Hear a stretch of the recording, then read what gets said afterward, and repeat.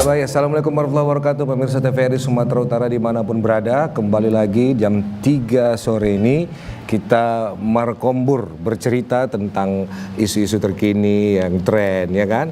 Nah, kali ini saya Putra Andika Siagian kembali menemani Anda di layar kaca. Jangan kemana-mana selama 1 jam ke depan. Lebih bagus kita berkombur di sini. Silakan siapkan kopinya, tehnya, dan cemilannya. Nanti dengarkan apa yang kami sampaikan. Mudah-mudahan menjadi ilmu bagi para pemirsa di rumah. Dan saya tidak sendiri. Kali ini saya kembali lagi pemirsa ditemani oleh rekan seperjuangan saya yang lama sudah tidak dipasangkan, yaitu Gina. Silakan Gina. Terima kasih Bang Putra Andika. Ini panggilannya Bang Dika ya. Kalau aku manggilnya Bang Dika sih. Tapi kalau Zizi manggilnya Bang Putra. Iya, Bang Putra. Kadang-kadang dia Peter juga lah, Bang Peter. Banyak panggilannya ternyata ya. Oke, selamat menyaksikan pemirsa Markombur kali ini di sore hari ini di hari Selasa. Tentunya bersama kami berdua. Tadi ada Bang Dika dan juga saya Gina Febriana akan menemani Anda untuk membahas sesuatu yang sangat penting, menambah wawasan kita, dan tema kita sangat menarik sekali pemirsa, yaitu geliat industri penerbangan.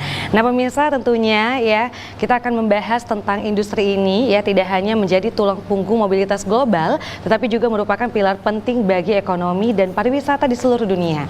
Ini pasca pandemi pemirsa, ini banyak perubahan ini yang dirasakan oleh masyarakat. Banyak keluhan juga yang dirasakan oleh masyarakat juga terkait penerbangan ya, mulai dari harga, kemudian fasilitas dan yang lain-lainnya. Tapi kalau saya lihat banyak perubahan juga nih, banyak sesuatu yang keren, banyak sesuatu fasilitas yang menguntungkan juga untuk masyarakat bisa menikmati, untuk bisa berliburan ataupun yang lainnya ya. Jadi tentunya banyak tantangan yang harus kita hadapi ya, perilaku ataupun perubahan dari konsumen ataupun inovasi teknologi yang terus berkembang. Ini seperti apa? Kita akan bahas dengan kedua narasumber yang sudah hadir di studio. Benar ya Bang Dika ya? Iya benar. Bang Dika ngerasanya gimana nih sekarang kalau mengenai penerbangan? Nah, sekarang ini sudah banyak berubah karena dulunya mungkin tiket itu nggak terlalu mahal, ya kan? Sekarang ini sudah mahal, ya kan? Yes, biasanya tuh Bang Dika setahun liburan 3 kali gitu ya. Tapi ini setahun jadi sekali ya? Oh enggak ya, tetap 3 kali atau makin banyak? Makin banyak gitu. Waduh. Iya, baik. Nah, kita kenalkan dulu narasumber kita pemirsa. Di sini ada 2 abang ganteng, 2 bapak-bapak ganteng ya. Ini kalau dilihat ibu-ibu nanti ini pasti seneng nih ya kan. Karena kali ini cakep-cakep. Karena kali ini kami cuman Gina sendiri yang cantik ya kan. Iya dong. Yang lainnya ganteng-ganteng. Iya, ganteng-ganteng semuanya. Nah, di samping saya ini ada abangda kami panggil abang aja lah ya kan. Abang aja lah.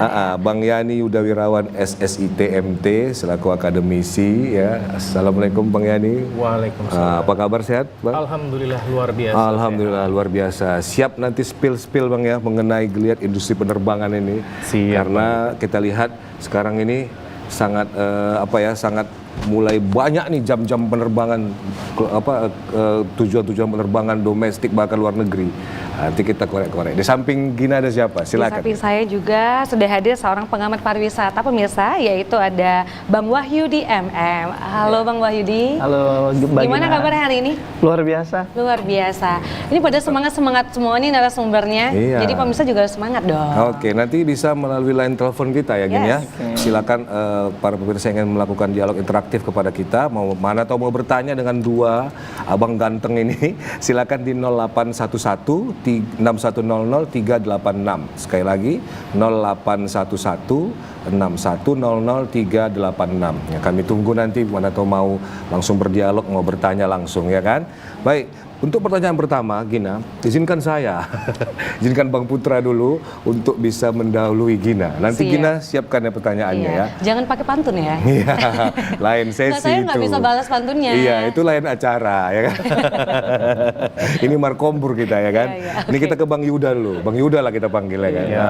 Bang Yuda selaku akademisi nih ya kan. Geliat industri penerbangan. Nah, kita lihat semakin mulai tumbuhnya mungkin sektor penerbangan ini, semakin banyak jumlah penumpang ya kan, semakin banyak aktivitas untuk berwisata yang dalam negeri maupun luar negeri gitu kan. Nah, bagaimana Bang Yuda melihat sendiri?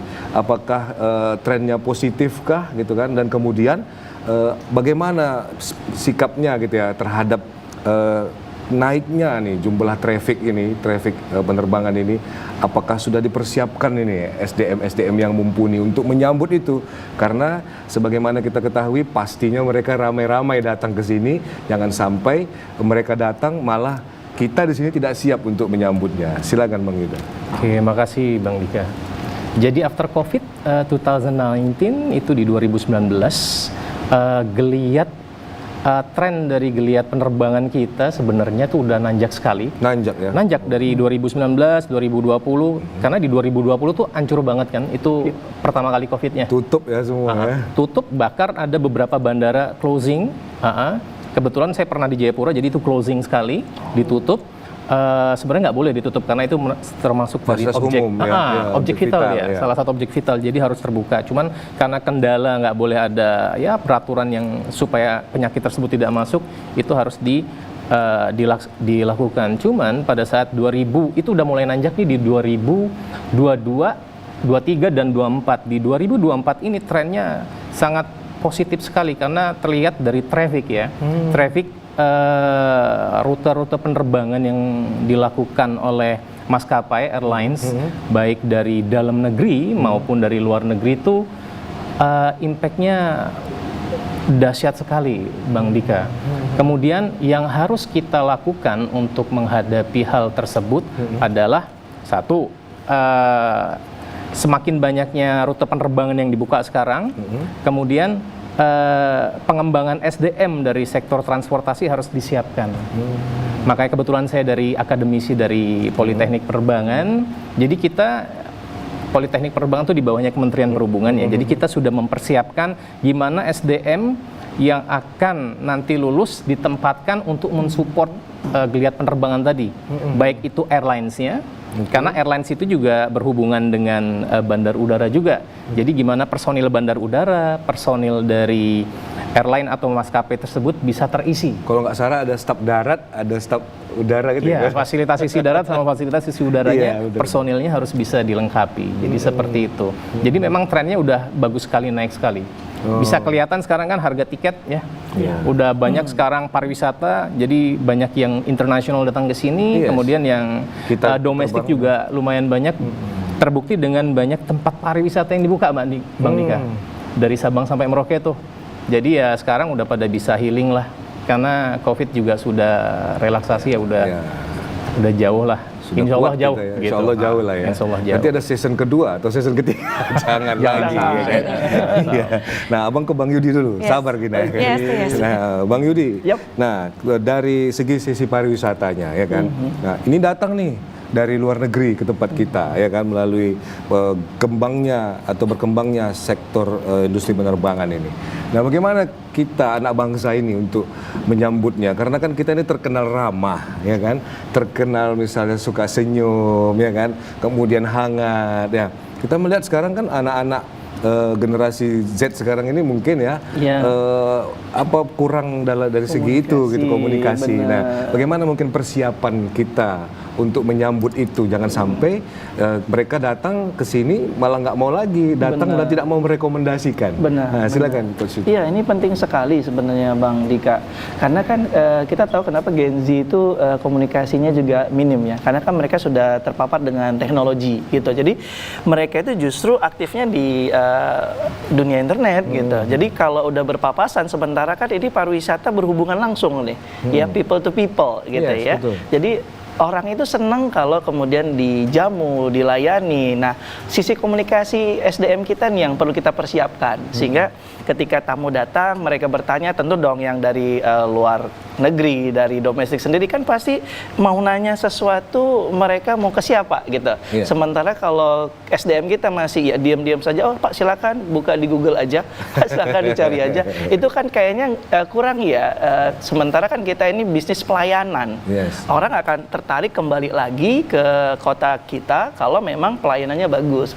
Ada hal yang menarik, beberapa orang yang mengatakan kalau sudah sampai Danau Toba, kayaknya cukup sekali deh Nah itu kenapa ya pelayanan kita ya. Jadi saya rasa memang ini untuk dunia penerbangan ya, ketika mereka udah sampai di bandara aja itu mereka bisa terlayani dengan baik. Komunikasi ini mau kemana-kemana, ini kemampuan. First impression ya, Iya, kesan first pertama impressionnya ya. benar. Betul. Jadi itu yang akan membuat geliat pariwisata semakin tinggi, apalagi khusus di penerbangan ini, SDM yang tidak hanya di bagian bagian pesawatnya ya, bahkan sampai ke teknisinya. Ketika orang mungkin turun dari tangga pesawat tuh dia mau nanya gitu ya, mungkin ke teknisinya gitu. Nah teknisinya harusnya bisa menjawab pertanyaan-pertanyaan itu, walaupun itu bukan bagiannya, tapi kalau dia bisa menjawab itu pelayanan yang luar biasa.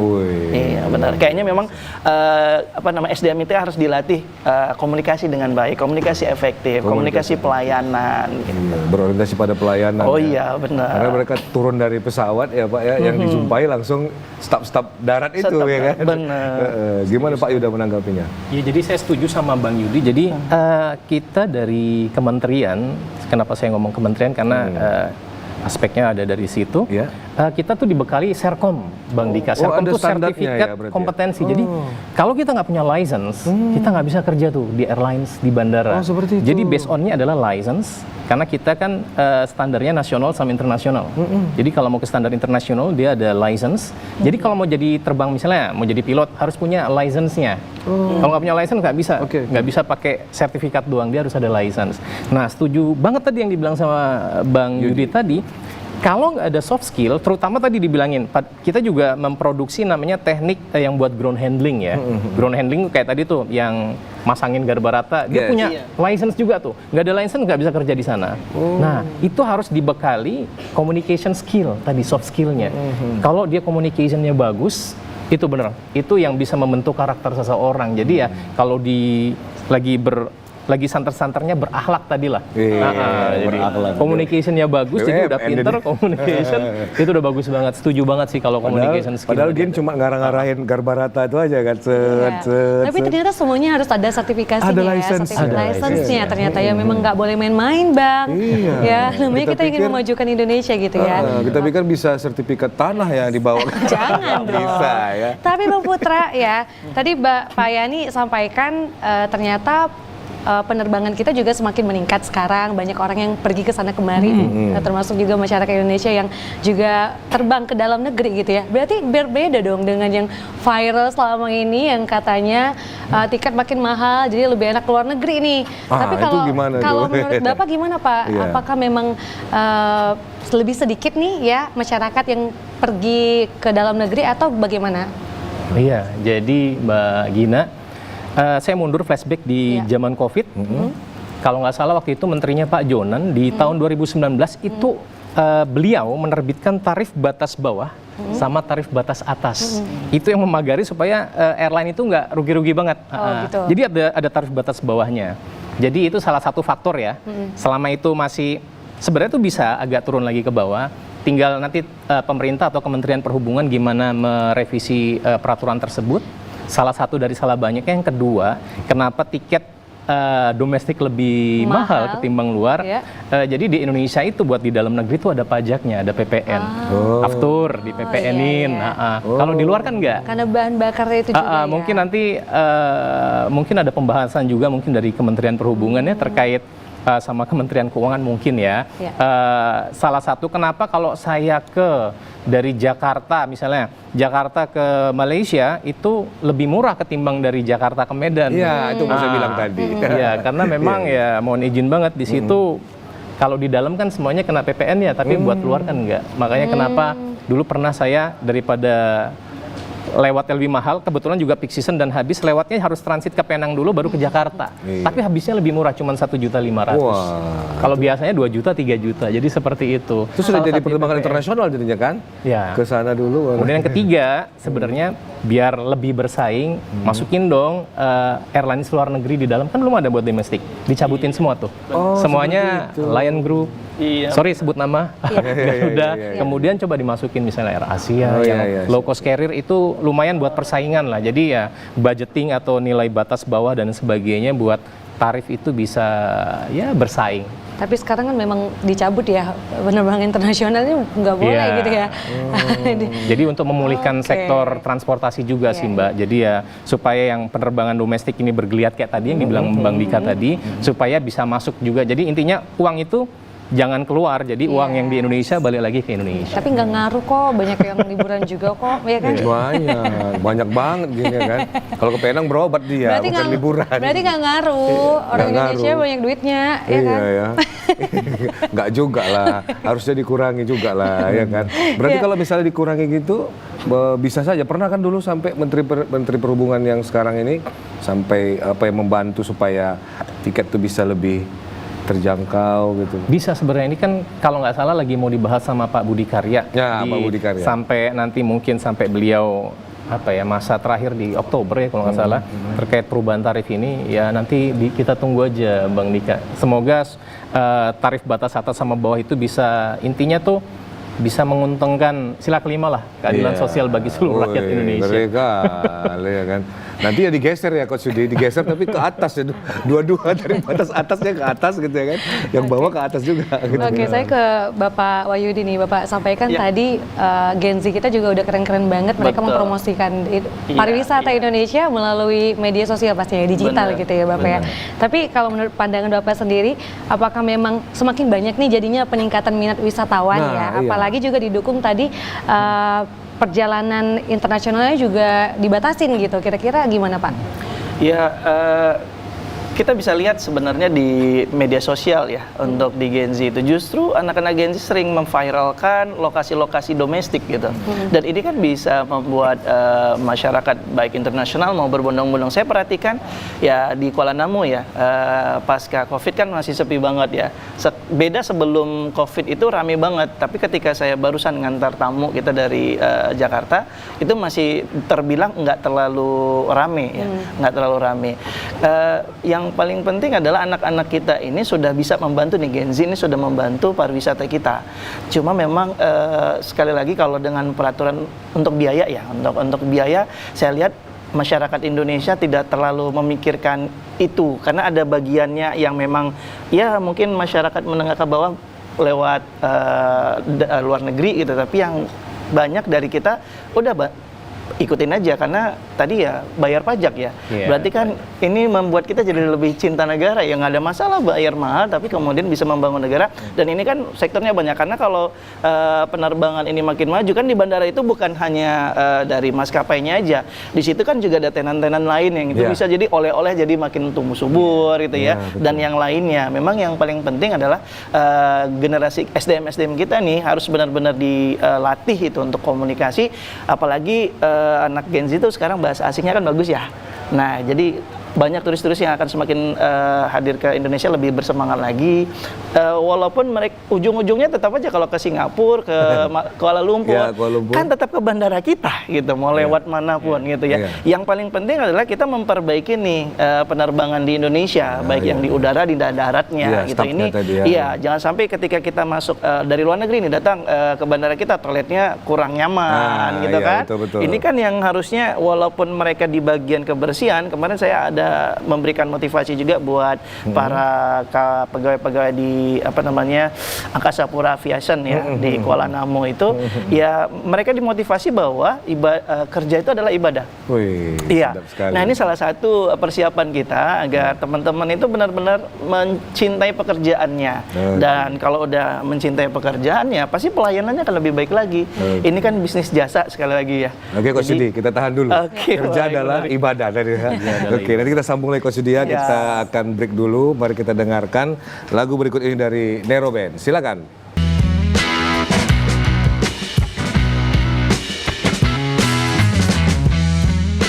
Ya baik pemirsa, kembali lagi segmen kedua ini kita akan bahas lagi tentang mungkin tadi kerja ikhlas yang dikatakan Bang Yudi ya kan.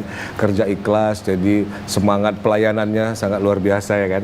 Nah kita ke Bang Yuda, Bang Yudi Siap. santai dulu ya kan. Bang Yuda, kita lihat bandara sekarang ini kan udah kayak mall jadinya ya kan, seperti lengkap fasilitasnya, kafenya ada, tempat makan ada, resto ada, bahkan kita bisa istirahat di sana kalau ibaratnya transitnya lama. Ini memang sengaja dibuat seperti itu agar first impression atau kesan pertama dari pelanggan yang datang atau customer yang datang dari luar negeri atau dalam negeri langsung wow gitu. Atau memang sudah rencana kah dari Kementerian Perhubungan? Siap ya Bang Dika. Ya. Jadi memang dari rencana strategisnya Kementerian Perhubungan memang hampir seluruh bandara, saya lupa ya ada beberapa Renstra atau beberapa proyek strategis yang dibangun sama Pak Menteri Perhubungan Pak Budi Karya, memang untuk memperbaiki atau memperbagus, memperindah bandar udara yang ada di Indonesia. Jadi salah satunya kalau yang punyanya BUMN itu kan punyanya Angkasa Pura I, Angkasa Pura II, sekarang namanya Angkasa Pura ya. Semuanya pasti bagus. Nah, jadi bukan hanya di Angkasa Pura saja. Ada namanya UPBU. Jadi bandara punyanya kementerian itu hampir semuanya bagus, Bang. Jadi kita memang dibuat supaya bandar tuh menjadi destinasi. Jadi tadi yang dibilang sama Bang Dika kayak mall. Iya. Jadi memang di situ jadi di mana passenger itu dibuat nyaman. Jadi kalau kan udah tahu sendiri Bang, delay kayak gimana. Iya. Kalau fasilitas bandar udaranya nyaman, itu orang nunggunya juga ya Enak, nggak bete-bete amat. Jadi ya bisa menikmati hiburan, wifi gratis kan? Ya, gratis. Kemudian tempat makan, ada tempat pijatnya juga di situ. Ada. Kursi Jadi memang- pijatnya. Iya, kursi Masukin pijatnya. duitnya di sini. Nggak lama gitu ya. tuh. Iya betul ya kan. 10 menit. Iya, betul, Jadi betul. memang dibuat seperti itu supaya penumpang itu lebih lebih rileks, lebih enjoy lah dalam penerbangan, tapi tetap safety first kalau di dunia penerbangan. Safety-nya selalu nomor satu, safety sama security. Jadi karena ya penerbangan salah satu safety yang paling tinggi sih selama ini dari sektor transportasi yang Dengan saya lihat. nilai kecelakaan tuh paling kecil, Nah, minim. jatuh satu seluruh dunia tahu. Iya, Intinya kayak gitu. betul. Jangan sampai terjadi lah, ya Jangan kan. sampai. Dan alhamdulillah sekarang ini aman-aman aja penerbangan kita Aman-aman ya. aja. Masya Allah. Nah kita baru ke Coach Sudi. Gina sabar dulu kan. Coach Sudi, Ya. sampai bandara ya kan. Kan kagum kita ya. Oh, Kalau iya. di internasional itu, saya pernah di Kuala Lumpur. Wow itu ngambilin tisu kita ya di toilet itu, dia yang siapkan tisunya. Kalau di Indonesia seperti itu juga. Kita ambil sendiri. Iya.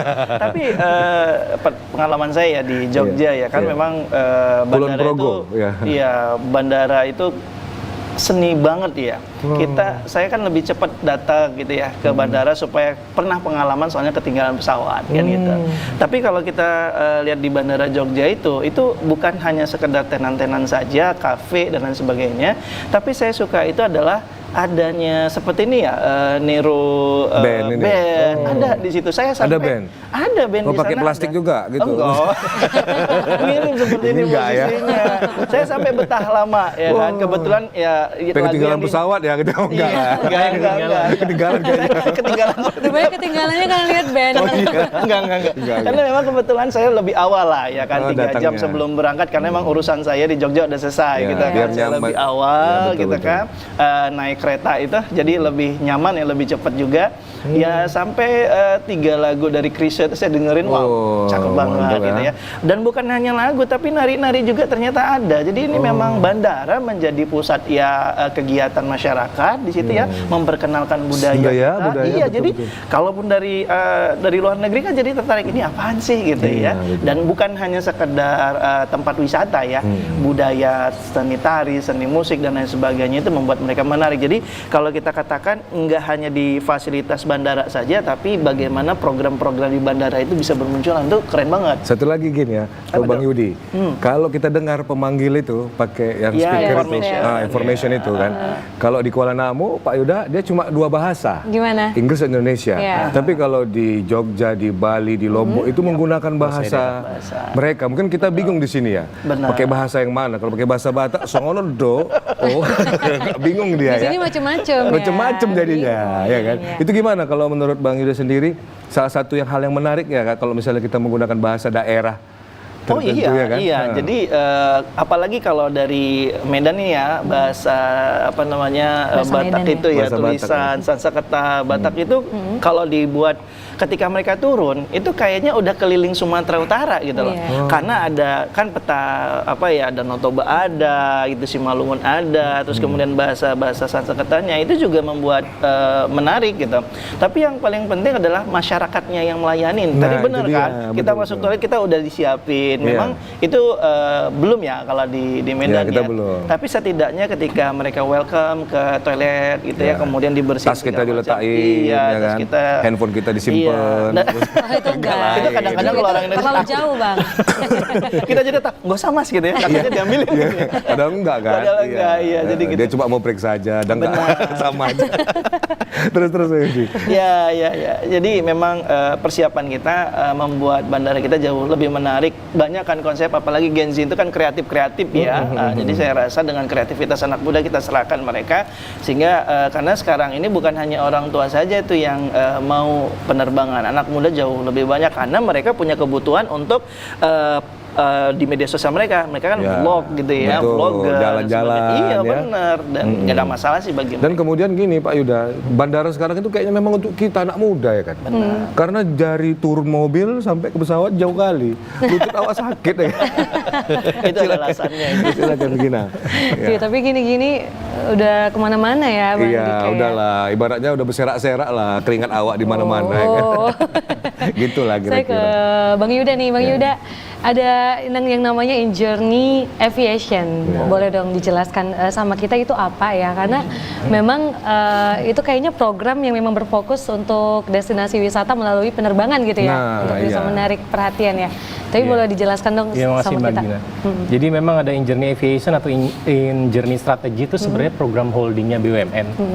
Jadi kalau nggak salah ya itu ada merger antara Angkasa Pura 1-2, kemudian bandar udara merger dengan hotel dan merger dengan tempat wisata.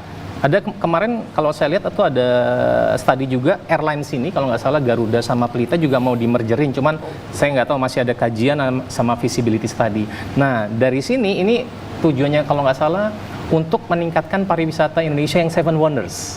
Salah Seven satu dari Wonders. salah banyaknya itu kayak di Sumut nih, dari Danau Toba, kemudian Mandalika. Gimana caranya menarik?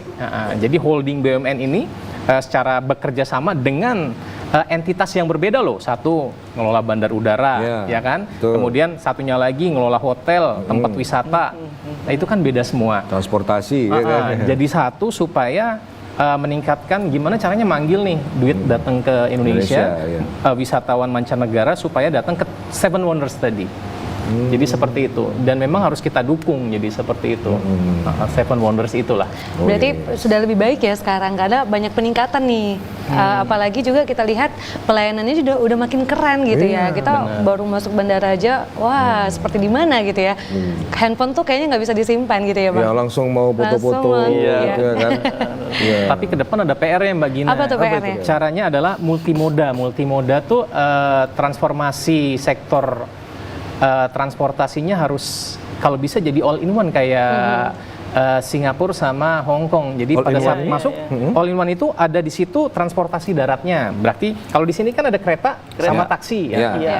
Mungkin harus ada nanti connecting sama di lautnya juga. Pada saat seluruh multimodanya jadi satu, itu asli keren banget. Iya, Itu jadi lebih mudah ya. lebih mudah. Sekarang yang aksesnya. seperti itu saya lihat yang agak bagus memang buat benchmarking kita itu di Singapura sama Singapura, di ya. Hong Kong sih. Iya, Itu multimoda banget, gampang lo kemana-mana. Berarti kita Berarti- beli satu tiket itu sudah include. Bisa all in kemana-mana. one. Dari Iya. satu tempat itu kita landing di bandara, terserah mau sesuai kocek duit, Iya. mau naik darat, laut, udara, maksudnya laut atau naik Iya. kereta, semuanya bisa Connecting. menyesuaikan budget, connecting semuanya. Berarti ada yang harus diperbaiki juga ya. Benar. Tapi tantangannya Di-upgrade. sejauh ini apa? Yang memang tantangan kalau kita untuk lihat nih, mewujudkan itu. apa ya yang harus kita perbaiki lagi nih, Bang Yuda? Kalau dari pandangan saya, Iya. buat sekarang memang sudah bagus Mbak. Cuman dari sektor transportasi adalah selain multimoda tadi, benar buat daya saingnya. Jadi transformasi sektor transportasi untuk peningkatan daya saing tuh gimana caranya? Contoh misalnya, saya ambil contoh deh yang di Batam. Kenapa dibangun? Supaya kan dulu kan pengen nyaingin Singapura tuh. Iya. Supaya dapat berdaya saing, apa sih yang harus dilakukan? Misalnya ini misalnya ide gila saya sama teman saya waktu itu, kenapa sih nggak dibangun jembatan?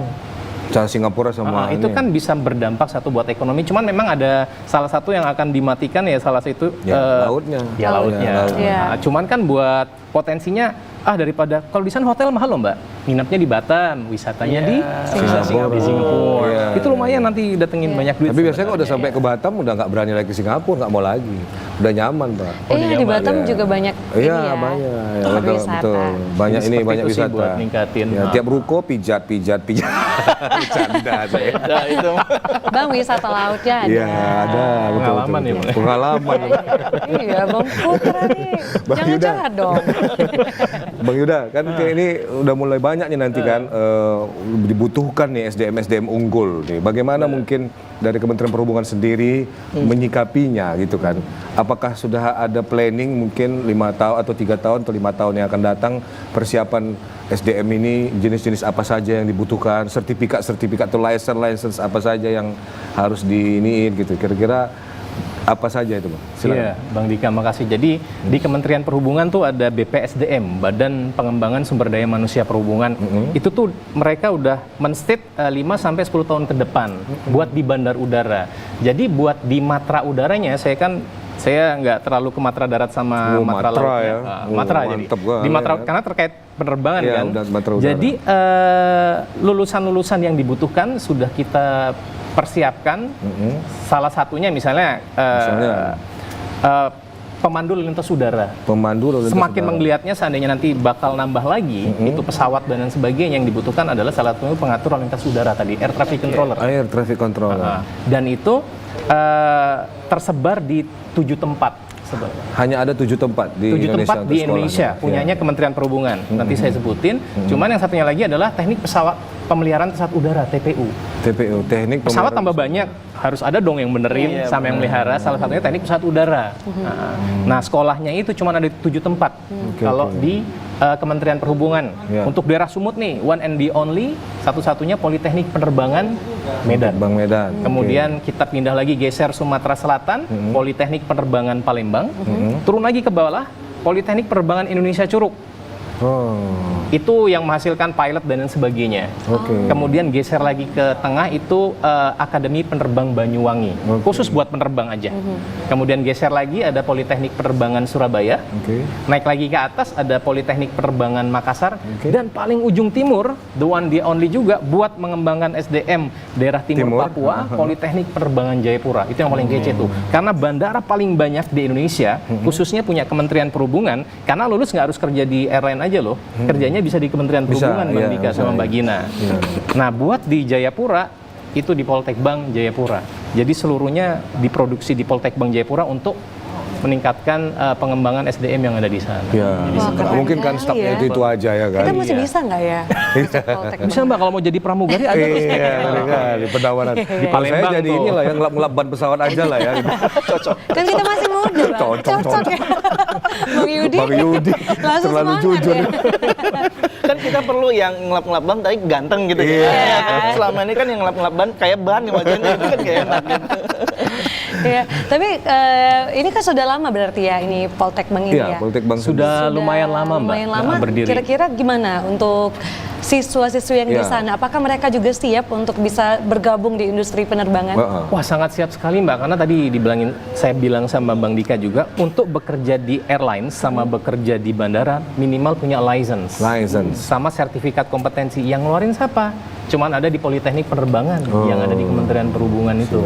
Nah, kemudian juga kita juga di Poltek Bank itu memang dipersiapkan selain jadi ASN tadi. Nah, ASN tuh yang jadi PNS ya, seperti negeri. saya, Bang Dika. negeri ya. Amin. Nah, itu nanti kedepannya dipersiapkan untuk buat di industri. Enaknya bedanya sama tempat yang lain, pada saat lulus Langsung dimonitor. dimonitor. Dimonitor. Jadi Langsung misalnya ada berarti ya? penempatan kerja di misalnya contoh di Garuda, di kita yang pernah kita kerjasama ya, Lion Group, kemudian Angkasa Pura sama Airnav, kita kasih tahu jadi banyak. Wah, sedap luar biasa. Batas umurnya berapa ya?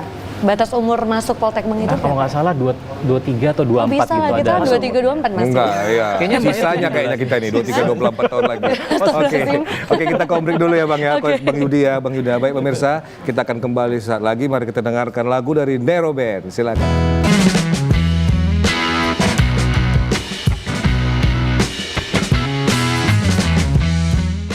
Ya baik pemirsa, kembali lagi di segmen ketiga, ini segmen terakhir. Nanti kita akan tanya-tanya lagi sebelum closing statement ya Gin ya. Yes. Yang mudah-mudahan pemirsa puas dengan apa yang disampaikan oleh para dua narasumber ganteng kita ini. Nah, kita ke Coach Yudi dulu nih. Coach Yudi, Bang Yudi ya, kan keceplosan jadinya ya kan. Karena motivator beliau pemirsa.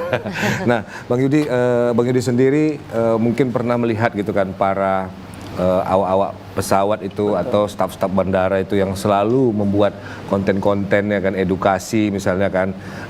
Ini bagaimana kira-kira Bang Yudi melihatnya? Apakah ini bagus ke depan sehingga membuat trust ya bagi industri penerbangan Indonesia khususnya menjadi lebih tinggi?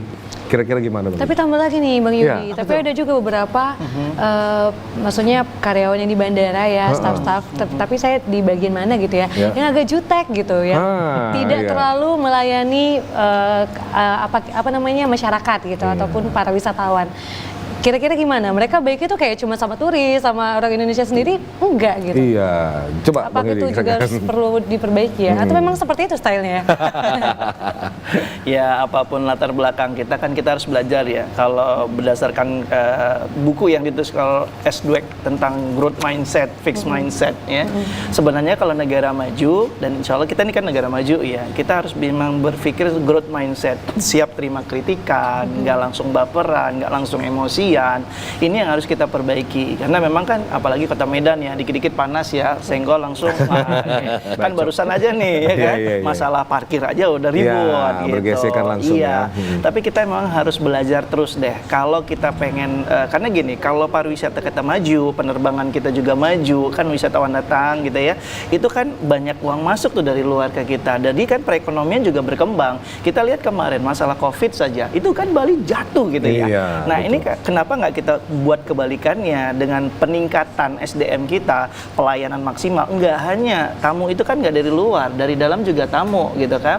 Jangan sampai orang luar kita melayani dengan sepenuh hati, kalau untuk lokal sepenuh gaji kan nggak enak. Iya, gitu. sepenuh gaji. Jadi memang tadi itu kerja adalah ibadah yang sudah dilakukan oleh Angkasa Pura itu sudah salah satu cara untuk meningkatkan pelayanan. Ini penting karena orang akan repeat order, orang akan naik pesawat lagi bolak-balik mungkin betah karena apa, pelayanan itu maksimal. Ini penting. Terus masalah mengenai kru-kru kru semualah dari yang di udara maupun di darat itu juga bagus karena ini kan eranya digitalisasi ya. Orang itu perlu bukti ya dari media sosial yang dia buat. Oke, ini saya sedang maintenance. Ya, maintenance. Oke, ini kan membuat masyarakat jadi trust kan. Oh, benar ya. Pesawatnya di maintenance ya. Iya, gitu di maintenance. Tapi itu harusnya hal-hal yang positif. Karena kita lihat kemarin kayak di Depok itu kan ada yang viralin masalah fasilitas Damkar. Itu kan jadi masyarakat nggak percaya. Harusnya pemerintah kita semua nih kerjasama kolaborasi. Kita buat hal-hal positif. Memang yang positif ya, jangan yang negatifnya gitu.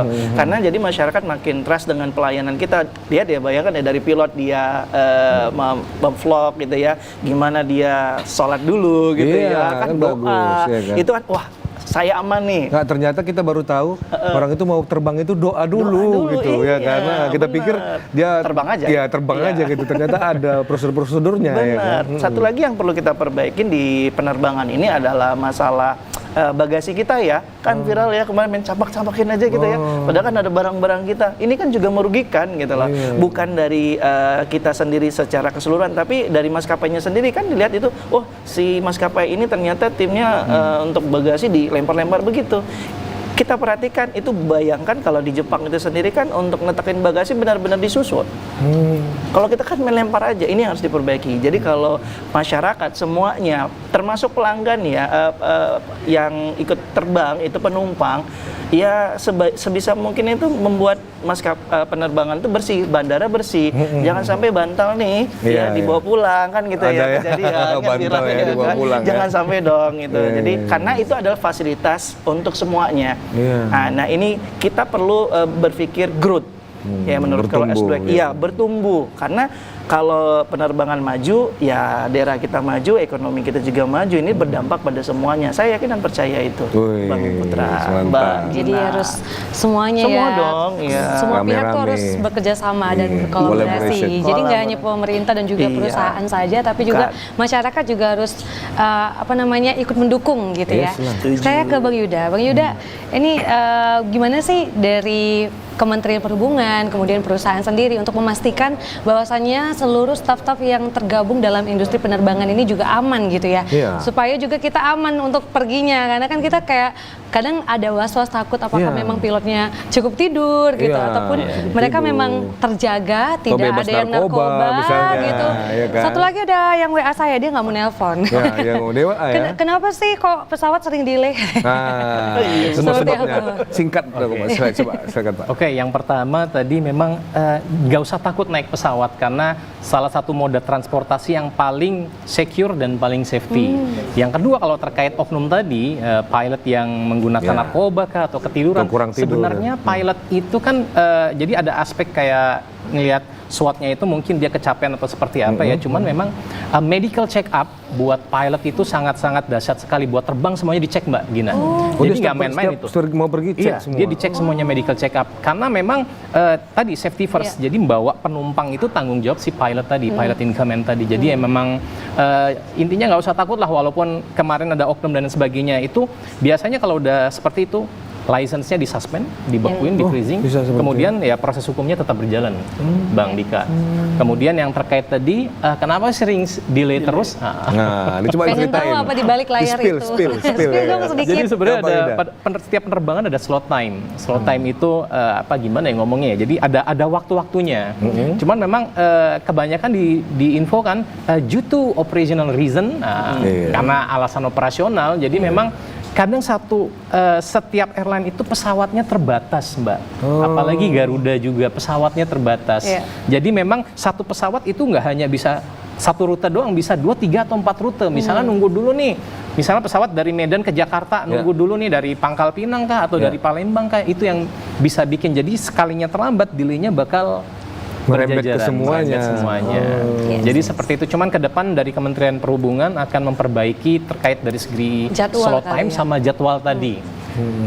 Kasih Intinya, waktu aja gitu semakin ya. banyak armada, insya Allah pasti delay-delay tersebut bisa ter-overcome lah. Yes. Intinya seperti itu. Kalau misalnya pesawat yang pasti ada nggak yang pasti nggak delay gitu ya? Ada nggak dari kita? Ada flight gitu ya? carrier kita kan ada memang delaynya ya dikit-dikit lah. Dikit-dikit lah. Garuda kalau saya lihat memang sudah sangat bagus ya di tahun after Covid tuh bagus banget. Delay tuh mungkin hampir ya dikit sekali, hampir nggak ada. Habis itu dia ngasih kompensasinya juga bagus sekali. Oke. Karena di situ kan ada keterlambatan 30 menit, 60 menit, ada yang dapat snack, dapat makan siang, ada bahkan return 300.000 Wah, setelah mantap berapa ya. 2 Yang jam sedap atau nanti 3 jam. misalnya terlambat satu hari bisa umroh ya gratis. Sering-sering. Itulah dia. Mas. Jadinya berharap delay. Berharap Kalau delay. gitu, Iya. Delay gitu. Biar umroh gitu. Iya. Baik, kita beri kesempatan ini kan sesi terakhir. Mungkin singkat pada tepat ya dari Pak Yuda, Bang Yuda dulu, nanti ditutup oleh Coach Yudi.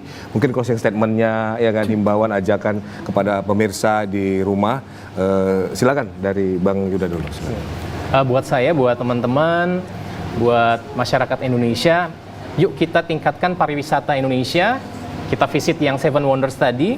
Kalau nggak dari kita, siapa lagi? Jadi jangan lupa kalau bisa menuju tempat-tempat tersebut kita menggunakan pesawat. Semoga ke depan biayanya bisa lebih terjangkau. Asik. Karena dengan pesawat itu saya pastikan lagi safety-nya nomor 1. Jadi Wih. pasti aman. Dari saya itu aja. Iya, silakan Amin. Bang Yudi. Ya, kalau saya ke pekerja dulu ya, sebaiknya para pekerja yang di bandara itu jauh lebih memaksimalkan pelayanan, karena dengan begitu itu bentuk dari salah satu kecintaan kita kepada negara kita. Dengan begitu kan banyak yang berdatangan, perekonomian membaik ya, kemudian kesejahteraan juga akan terjadi. Begitu juga dengan penumpang untuk tetap menjaga fasilitas, jangan sampai itu pelampung dibawa pulang, membahayakan gitu ya. Iya. Ini harus dijaga fasilitas karena itu milik semuanya. Iya. Ya, ini yang paling penting buat kita semua. Mari kita sama-sama growth mindset untuk membuat geliat penerbangan Indonesia jauh lebih baik lagi, dan saya yakin dan percaya itu.